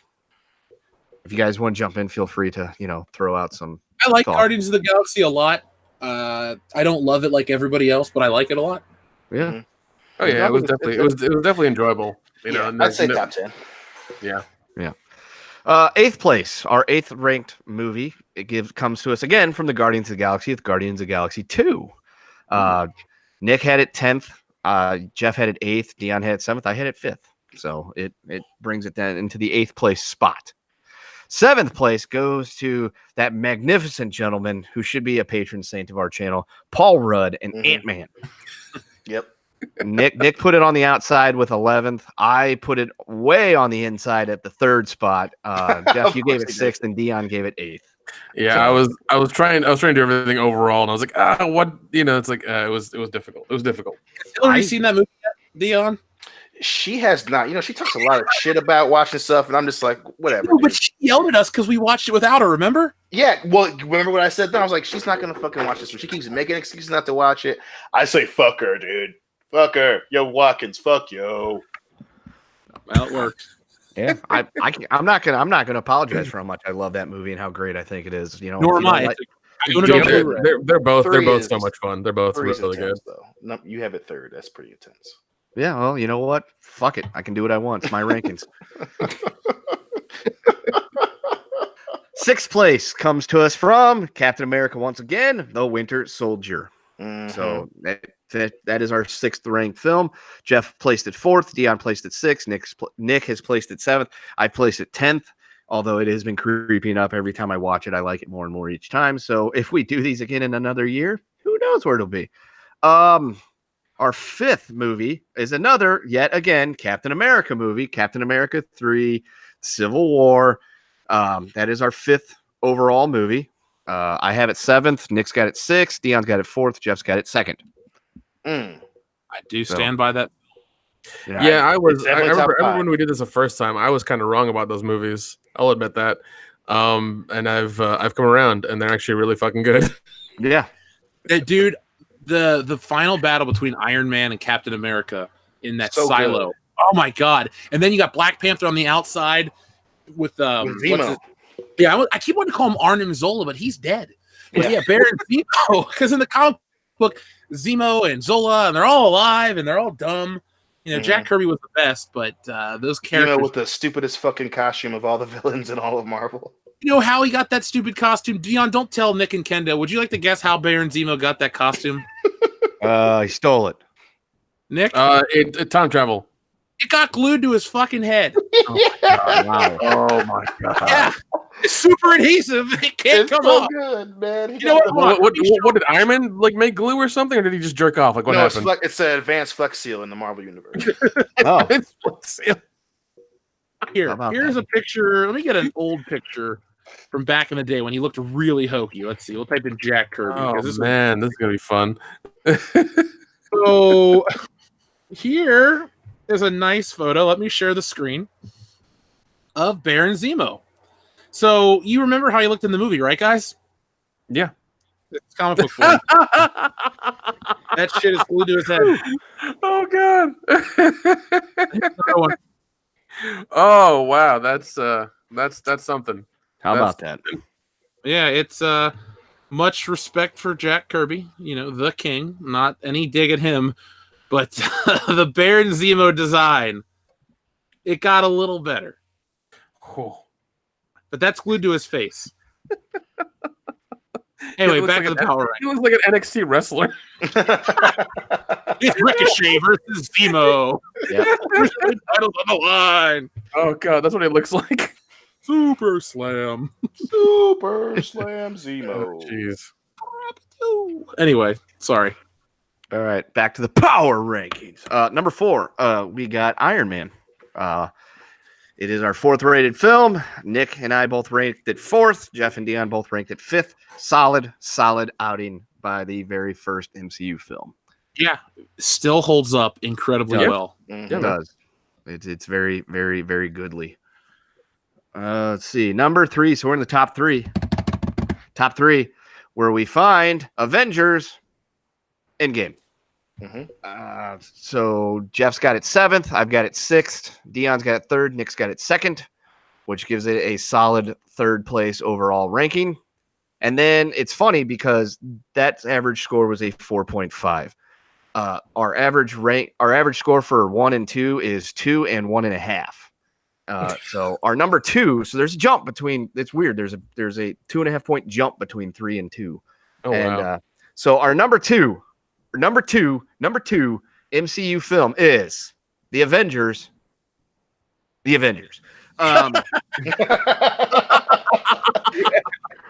Brilliant. Jeff's got it brilliant. third. Dion and me both put it second. Nick has it first. Ooh. It's a total score of 8, which gives us an average of 2, and it places it second. And so that means, with no further ado, our number 1 MCU film is Black Panther. No, it is. It is Infinity War. It got a first place vote from Jeff, Dion, and myself. Nick placed it third, give us an average score of 1.5. So top spot goes to Infinity War, or how Thanos got his groove back. I'm so happy with that. That's fine. I would love to see a Thanos and Whoopi Goldberg film. Oh hell yeah! What if just so you can see him snap her out of existence? Yeah. Dude, if there's a talented editor out there, I would love for like them to edit Thanos snapping his fingers, and then shitty TV shows like The View and all these they just get snapped out of existence live. I would love that. That'd be funny. Oh my god. I would not complain.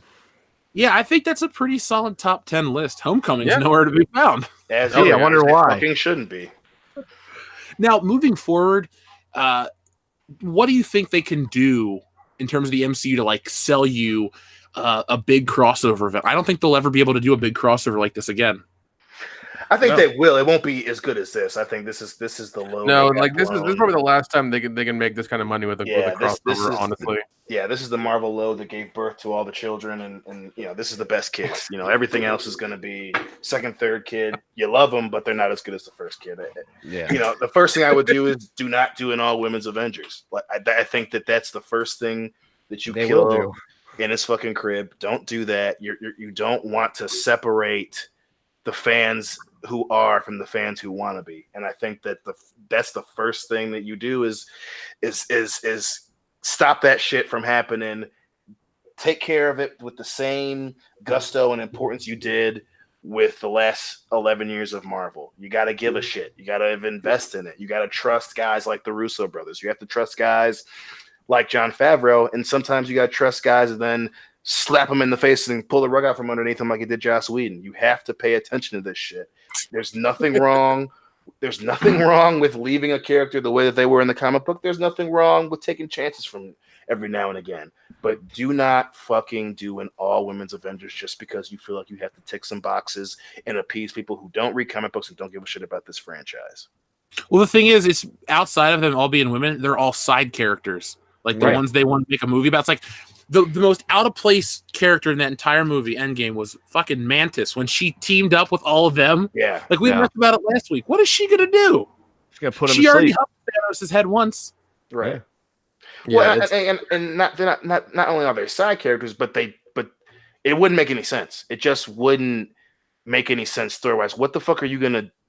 How do you position Mantis in a situation where she's fighting alongside the other Avengers without anything? That doesn't make any sense. And even if that was just supposed to be a glamour shot for the franchise, hey, these are all the chicks that you guys know. We put them in a scene together because they got titties. Like that. That's just if you're trying to do lip service for the sake of doing service, it doesn't make sense. That's why that scene was so cringy. It was just like, what the. The background was cool. If you're into that type of wallpaper on your shitty laptop, God bless it. But it was just like so forced, and I can't imagine a storyline where you force her and Pepper Potts into it. It's just like come the fuck on, It's funny. I hadn't heard from Veronica in like 4 weeks, and the first thing she messaged me was, "I just saw the Avengers. That girl power scene sucked." Mm-hmm. Mm-hmm. Yeah. Oh man, that's funny. Men, women, children of all ages, they hate that scene. That was the most forced, awkward Avengers scene ever. And like I said, I watched Infinity War twice this week, and the one in Infinity War was done perfectly. When she's like, she's not alone. Yeah. It was not hokey one bit because, you had Scarlett Johansson, you had the chick from The Walking Dead, and you had Scarlet Witch. And I was all for it because I like those characters. Yep. Again, the rah-rah girl power moment, even Captain Marvel being there, if she wasn't in the movie, it would have still been weird. It just felt awkward. It's like if you're in the middle of a video and it's like, we'd like to stop to talk about Audible. It's like, what? Right. Yeah, that's basically what it was. It was just a pretty very quick commercial for that. I was like, this doesn't make sense. There's this giant battle going on, and they've all stopped to pose, so they can do this. I don't know about you guys, but I am totally looking forward to that Shuri standalone film. Oh, is that Black Panther's sister? Yeah. Yeah, I said that very facetiously. I am not looking forward to that if they do make No, we gave you the awkward pause because we wanted to settle. It was okay. I'm just making sure because I will shove my head through a window if they make one of those. Oh, listen, God. and I don't think could you please make a Black Panther sister movie so I can watch Kendo shove his head through a window? I missed the part where Dion didn't wipe his ass and fell out one. So.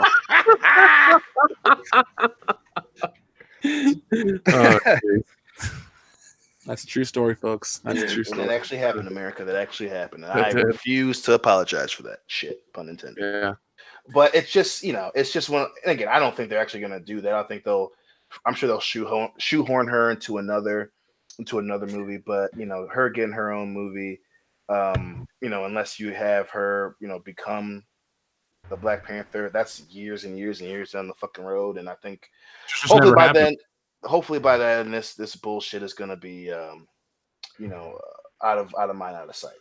So yeah, because I don't think they can spend this kind of money to make these movies anymore. They're gonna have to cut their budgets in half or something to make them. I mean, because they blew their load on this one, I don't think they're gonna have the same response in anything else. I mean, it's gonna be interesting to see what happens with Spider-Man. That when that comes up.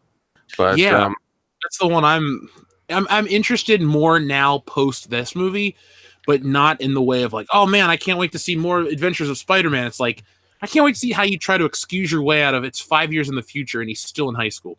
Yep. Right.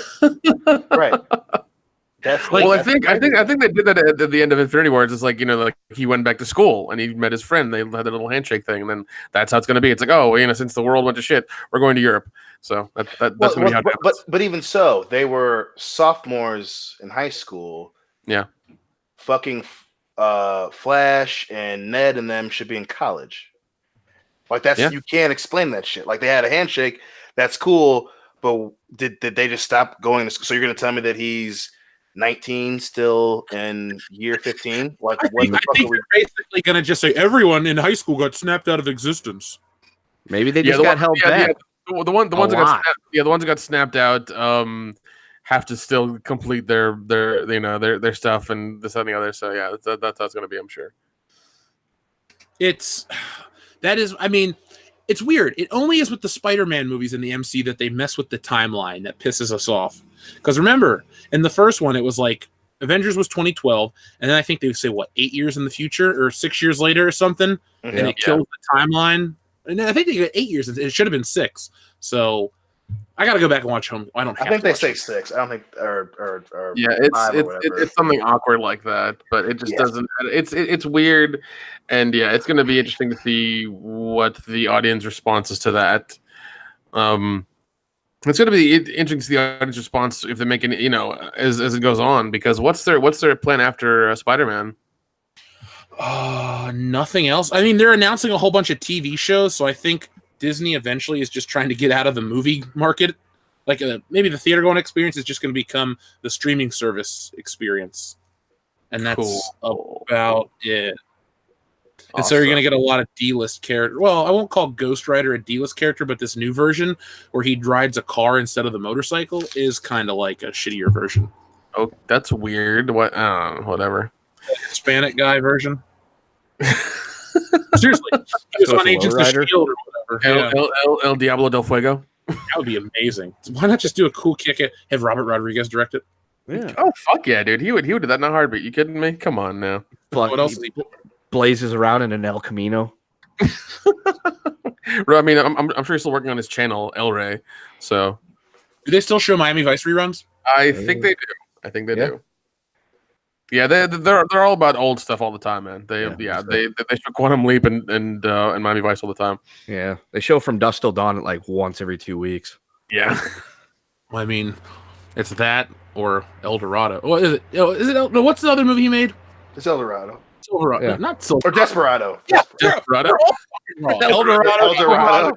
El Dorado, Desperado, some other kind of auto. Who cares? Some tits, just know that. Yes, exactly. Let's give some respect to our fans real quick. They've been waiting patiently. So Wanderer says the people who are making the Sonic movie have lost their way. Sonic looks better in a fan film made 6 years ago. God, I've never heard of the Sonic fan film. I Maybe haven't either. on that website you were talking about. Well, I don't want to watch Pornhub Sonic. That's a whole different movie. oh Gotta God, go fast. Gotta go Gotta fast. come fast. no. Come fast.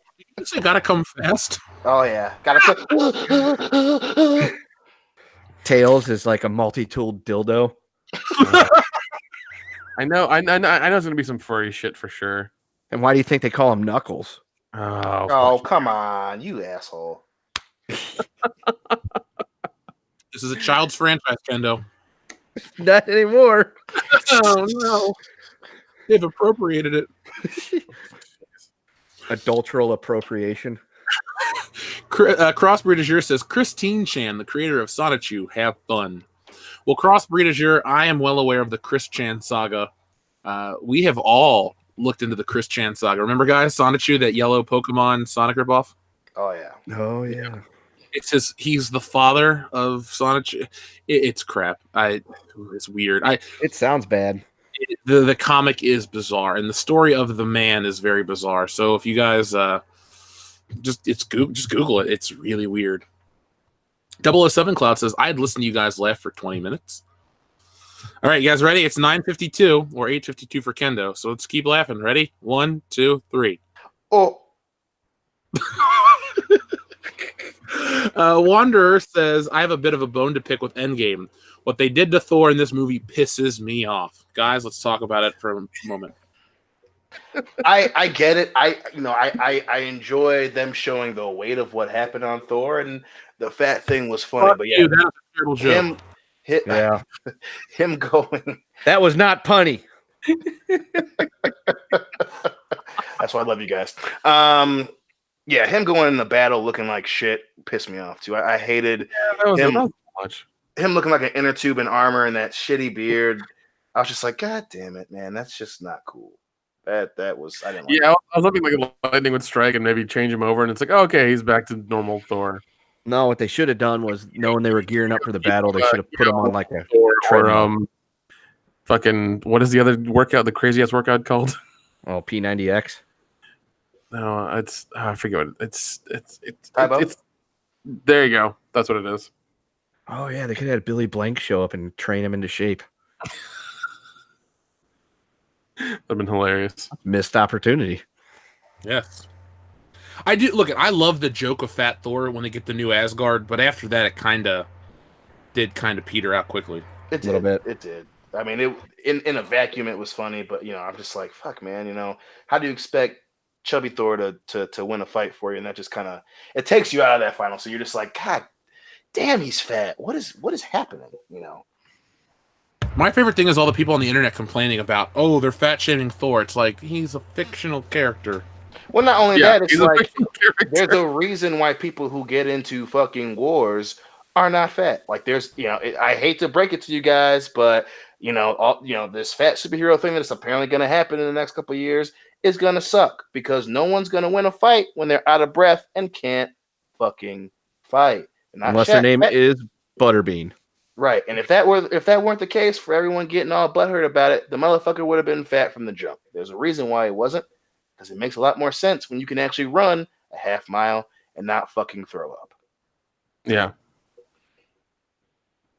It'd be funny if never mind. Never mind. We'll talk about that off air. All right.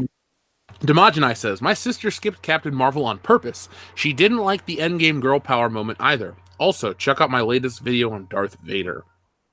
Folks, that is the Demogenai channel. He came all the way from New Jersey to Chicago to meet us and have a wonderful time at the fan hangout. So, Demogenai, shout out to you. Thank you very much. And I will check your video out. I got to watch the Charisma on Command one first, and then I'll watch your Darth Vader video. Red Monarch says, hail WCBS and Fandom Menace. R.I.P. the one and only Chewie. Yeah. That's right, man. Yep. So, is there anything else we need to say about Endgame? I can't really think of anything. I No. said it during the review. I'll say it again. It was so goddamn funny to see Thanos bitch slap Captain Marvel so hard she was out of the fucking movie until the funeral. That was all. Blasted into orbit. I used that in the video. Oh, dude, it was God. Yeah, she was Captain MacGuffin is what she was. Yeah, Would you guys like to hear a funny Endgame story? I Yes. would. Spoiler alert: Cable company airs pirated version of Avengers Endgame in the Philippines. A local theater has already filed lawsuit against the provider. Will Disney follow? And this Dude, comes that from is- techspot.com. I Avengers. Here we go. I'm going to read you this whole story. All right. Avengers Endgame is completely sold out through the weekend, so you're just channel surfing instead. All of a sudden, you see a trailer for it, but it's not a trailer. It's a janky video that someone took the entire movie in the theater of. How could this be? That is exactly what thousands of cable customers in the Philippines must have been saying the day after opening night. A Philippine cable company provider may be in hot water after airing a bootlegged copy of Avengers Endgame. Orient Cable, the primary cable television service in Diplog City in the Philippines, showed a pirated version of the record-breaking Marvel movie only one day after it premiered last Wednesday. Not only that, Oops. it was not even a decent quality recording. Philippine news agency notes that the now cable provider is being sued by Teatro de Dapitan, a local theater chain in the Zamboanga del Norte district. It claims that not only did the Orient Cable break copyright laws, including the Intellectual Property Code of the Philippines, the Anti-Camcording Act, and the Cybercrime Prevention Act, it damaged the theater's ticket sales by airing the movie to the public. Orient has not commented on the matter, so it's anyone's guess to why anyone in charge would allow such a thing. It's too early to say if Disney will pursue legal action against the cable provider. Despite the film's pirating, it broke 144 box office records. It's highly unlikely that Orient Cable hurt Disney's bottom line on the production, but that doesn't even leave it in the clear.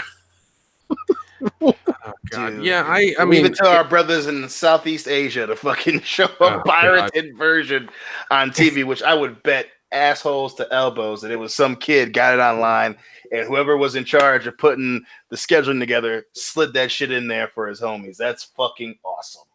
well, and also like it's probably a shit like handycam version. I doubt that would cut into any sales for anybody, because anybody who would watch it for a few minutes would probably be like, if they get motion sickness, just turn it off. Or it makes them And- want to go see it in theaters. Yeah, well, Right. yeah, and then it would make them want to go buy a ticket and actually go watch it, because like I've seen handycam video of movies. It is never good and never fun. Either the volume sucks. There's always some dude with an afro somehow in every fucking copy of those handycam movies, in the way, always just standing up, like looking at his phone or playing with himself, like all the fucking time. I don't know what it is, but that always happens, and it's fucking weird. Would you like to know what the Anti-Camcorder Act is from the Yes. official Philippines law? Please. Yes, please tell us.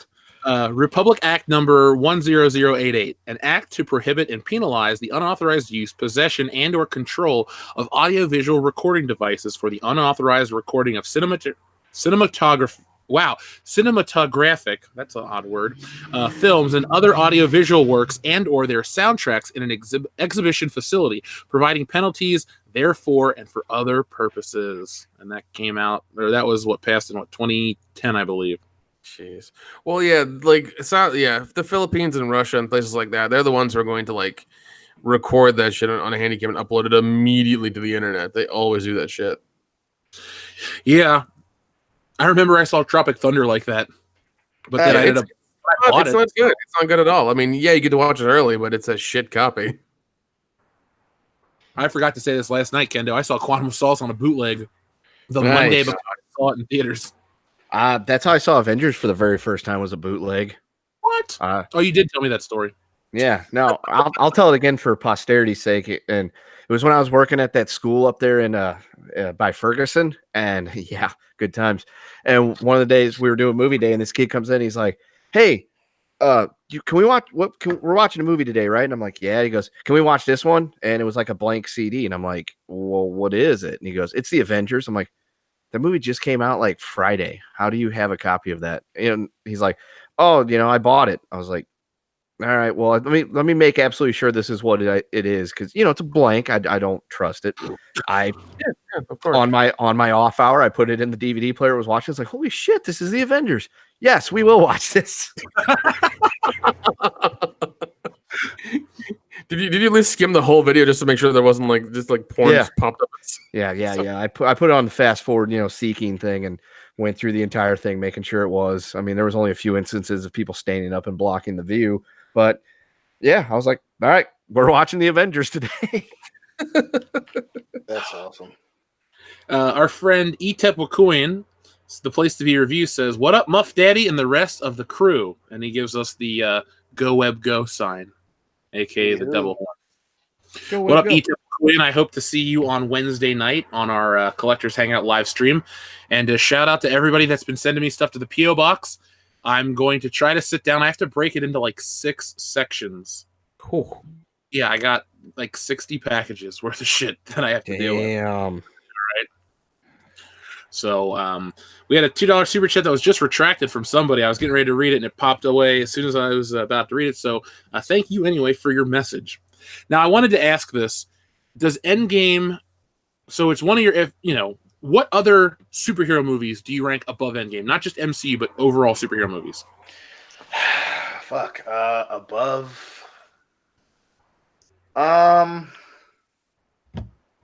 Shit, I think I got. You know what? I don't think I can rank anything above it. I mean, that's you. It's the conclusion, culmination of 11 years of characters coming together. I mean, is there anything that can be above it? There are things that are close to it. I think. If anything, close to it. Oh, definitely. I'm sure. I mean, I when you take into account like importance of when it came out, what it meant at the time, and its pop culture relevancy. Superman comes to mind. I think Superman, when you take all that into account, I think Superman is bigger because, that came out in the 70s. That, and Christopher Reeve's perfect portrayal of the Man of Steel, I think, needs to be, is up there. Again, in its totality, I think you can make the argument that Superman is better. Batman. You know what? I love 89. I think at the very least, it ties with Endgame. Fuck. I mean, it's. I fucking love 89. I think Batman's definitely at least ties with it, especially the backlash when everyone found out that it was going to be Michael Keaton, and then they saw the preview and it fucking. Oh, I was asking this like, for your personal taste, what do you like more than Endgame? Oh, Batman. Not personal taste. I don't think I like not cultural relevancy. I'm like, I like Spider-Man 2. Yeah. Spider-Man 2. Begins, The Dark Knight. I don't know. Probably, I would say Iron Man because I really love the first one a lot. It was. I remember the commercials. I remember the trailers and everything. That the movie exceeded my expectations, and it was a damn good time. So I would say that. I don't think. I mean, anything more. I think the only thing I like more is Infinity War and Civil War. Anything else, I think. Blade. I love Blade, but not more than Endgame, dude. I fucking love Blade, but god damn, I love it. One time, and you liked it a lot. But wait 10 years. What will you watch more? Probably Blade, because that movie means a lot to you. That's a fair point. 10 years, you never know. But god damn, do I love fucking Endgame? Last year, when we were going on about this Black Panther bullshit, you're like, fucking Blade did it first. Dude, we've had Blade discussions our entire friendship. That movie is so big of a deal to you. And it was fun. We all liked it. It's ranked highly on our list. But, dude, in your heart of hearts, Blade means so much more to you than Avengers Endgame, which is a very fun movie. But Blade is part of your identity. That'd be like me saying, well, I had a great time with that game, but Spider-Man 2 wasn't as good because whatever. I'm like, no, fuck, I'll watch Spider-Man 2 any day over Avengers Endgame. Fuck, over the whole MCU. That's my favorite superhero movie. Batman. And I do not disagree with anything you said, but I truly, truly fucking love Endgame. Just fucking sitting there. It's like watching a crazy comic storyline unfold in front of me with some of my favorite actors. It was just so goddamn fun. And again, I fucking love the shit out of Blade. But do you think that a lot of these Avengers actors are going to go on to have these other big careers unless they came in, like Paul Rudd, Robert Downey Jr., Batista, other people had careers prior to this? Do you think that the Avengers, I think Chris Hemsworth is the only actor to be elevated by the Avengers. Everyone else was in shit already. Yeah, because I think before that he did 2 movies that didn't get released until he was Thor. What was it? Cabin in the Woods and Red Dawn. Red Dawn, yeah, that's what it was. They were sitting on a shelf until Thor came out, and they're like, "Oh shit, everybody knows who he is. Oh, we'll release these now too." So yeah, because he was just the Star Trek guy for like a hot minute. Yep. yeah. Yeah, I don't think so, man. I think he's the only one that's elevated. I think everyone else is gonna be they'll go on to do, the same shit they were doing before the Marvel films and during the Marvel films. I don't think anyone's gonna be put on the mat because of Marvel films. I think you're not gonna have that happen again for a while. But yeah, he's probably the biggest benefactor, I think, from the Marvel movies. Well, I mean, if you look at Tom Holland, he's got that movie with Daisy Ridley that's getting ripped apart, and they have to like reshoot. Oh, they're reshooting the shit out of it. That's an embarrassment. Have you heard that story, Nick? Oh, what is it? Hold on. Talk about Tom Holland and why, whatever, and I'll look it up. Razy Diddley. Well, I mean, Tom Crazy. Holland. I know when Tom Holland. Yeah. Okay. It's hilarious because, again, he came in late, so I'm not going to shit on Tom Holland, but I think he'll definitely have a push off. He'll have a career. He'll have more shit asked of him because of this, and obviously he's still got Spider-Man. So here we go. You ready? Yep. Daisy Ridley and Tom Holland's sci-fi drama Chaos Walking is apparently unreleasable. Mm-hmm. There's a reason why Tom Holland wasn't at the Avengers Endgame premiere in Los Angeles this week. He's currently in the middle of extensive reshoots. Actually, excuse me, it says expensive reshoots for Doug Liman's dystopian thriller Chaos Walking, a movie that is in such rough shape it's reportedly unreleasable. Oh, Edge of Tomorrow director Lyman and Holland are on location for reshoots of Chaos Walking, which are expected to last a few weeks. It's unclear whether Star Wars' Daisy Ridley, who co-stars in the film, is there as well. The young adult sci-fi film has already cost Lionsgate over $100 million. The studio bought the rights for Patrick Ness's book trilogy as the next Hunger Games series in 2011. But the company is having to spend millions more. Employees told the Wall Street Journal that the film has turned out so poorly it was deemed unreleasable by executives. I'm watching the trailer right now. I'm watching it right. Wait, no, this is not the trailer. Fuck it. They've put me scenes together. Sorry, because like I see today's really from Star Wars. I'm like, fuck it. It's on the trailer. Listen to this. Chaos Walking centers around a young man named Todd Hewitt who lives on an Earth-like colony planet where almost all women were killed off by a virus, and the remaining men are plagued by a condition called the noise, where they can hear each other's thoughts. Played out through a series of images, words, and sounds, as corrupt mayor of the colony tries to use the power to wipe out the indigenous alien race, Todd comes across a woman named Viola, played by Ridley, who holds the clue to saving everyone. The film was originally set to come out in March of 2019, but Lionsgate has pushed it back to make way for the reshoots. No release date has been announced. This sounds horrible. Yeah, this is a terrible idea. Jesus. Listen, what is it? The book I listened to a while ago, Night of the Living Trekkies. Make that into a fucking movie. That's a fun fucking book. Make that into a goddamn movie. Make it into a miniseries. Do something with it. There's so much good shit in that book. How does that make you feel, Nick? I listened to the whole thing and I really, really loved it. It was a fun story.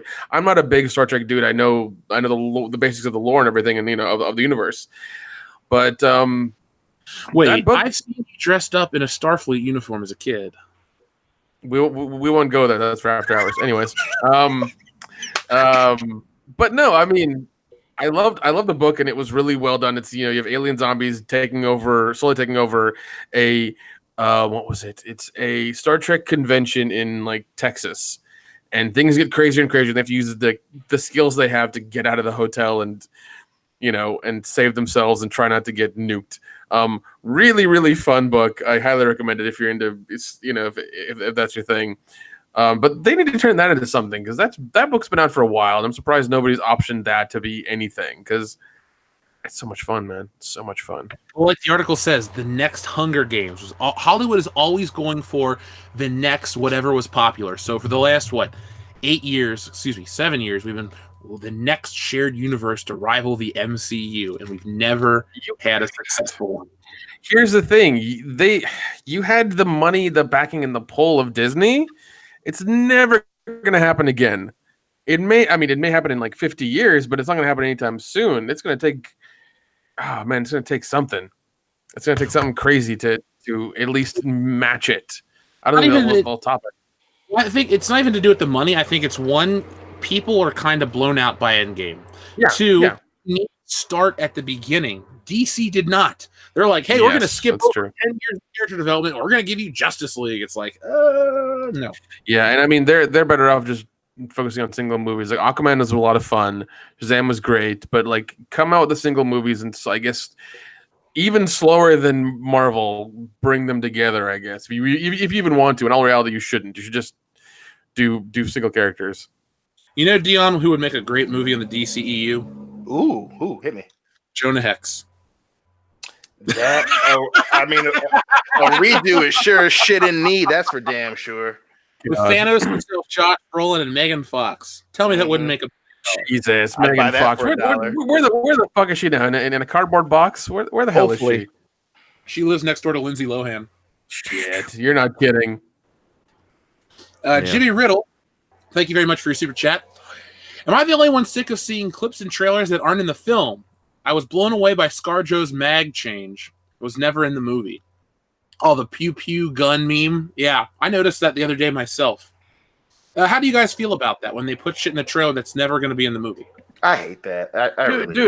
We've seen that with the Star Wars movies for I don't know, ever since the new ones came out. Like it's happened. So I'm used to it now. I mean, it's like whatever. I just and even then, Endgame, I was just happy for the conclusion, happy for the ending. So that's mainly what I'm about. Is just like, okay, it's over. You blew your load. I liked it. It was a good movie. All right, on to the next thing now. It's nothing new. They've always had trailers with shit in it that don't make it in the final cut. Yeah, man. I'm not a fan either. Infinity War had the scene with the Hulk in Wakanda. Not in the movie. Yeah. Yep. But I'm not a fan of that myself, Jimmy. What kind of shit is that? Go. Get out, please. Hey, Dion got one. I had to get mine in. So, speaking of going home, I think it's time to put this episode to bed. So, folks, thank you for listening to World Class Bullshitters episode 171. If you're a fan of this stream, make sure you give it a thumbs up and share it all over social media.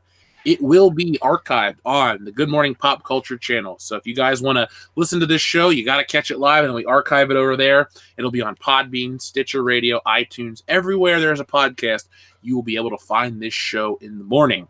If you're a patron, we're going to get off of here, and we're going to go record World Class Bullshitters After Hours. So we're going to do the entire MCU list. We're going to get into the deeper cuts of the MCU and probably argue with each other over some bullshit. So that's going to be a lot of fun. Yep. And then I will be back later, as in next week, with a new video. So I just want to thank everybody who makes these videos possible. I mean, seriously, guys, as we're sitting right now, the video came out on Monday. Can we take a guess where it's at? On our channel. Yes. It was 250,000. I don't know. 424 in 3 days. Holy shit. Yeah, so I'd like to give a personal thank you to everyone out there. So in the meantime, folks, be on the lookout for that. Check out our older content. And as always, be excellent to each other. .com.